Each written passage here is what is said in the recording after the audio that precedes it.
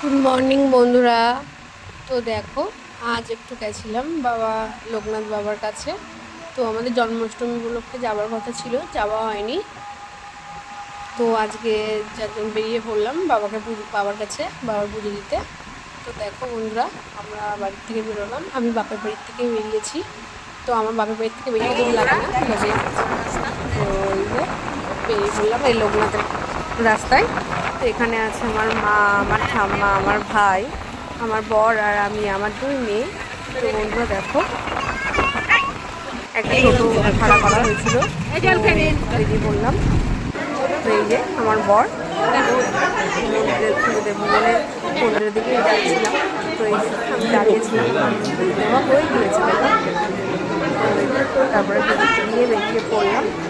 এই যে টেস্ট করবো,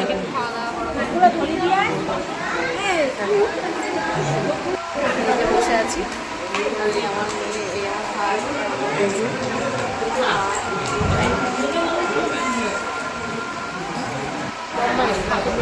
তো দেখো বসে আছি আমরা সবাই। আমার বড় মেয়ে ঘুমিয়ে পড়েছিল আর ছোটটা আমার ঘুরে বেড়াচ্ছিল। তো এই দেখো আমরা সব মন্দিরে বসেছিলাম। মন্দিরের ভেতরটা খুবই ঠান্ডা ছিল। ওই জন্য বাইরে গরম ছিল প্রচুর, ওই জন্য বাইরে বেরোচ্ছিলাম না। প্রচুর রৌদ্রও ছিল, যার জন্য বেরোতে পারছিলাম না।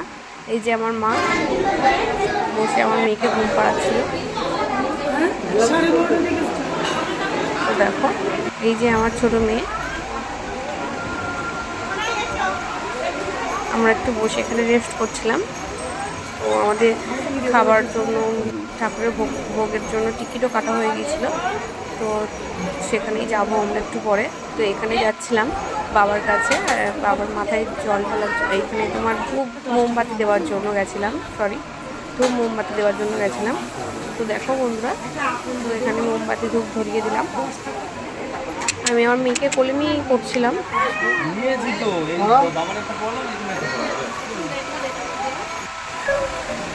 তো দেখো তারপরে যাবো আমার বাবার কাছে, বাবার গলায় মালা দিতে।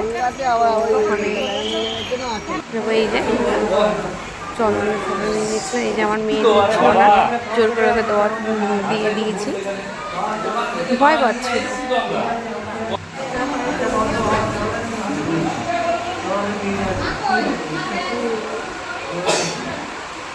দেখো বন্ধুরা, এই যে বাবার মাথায় মালা দেব, বাবার গলায়।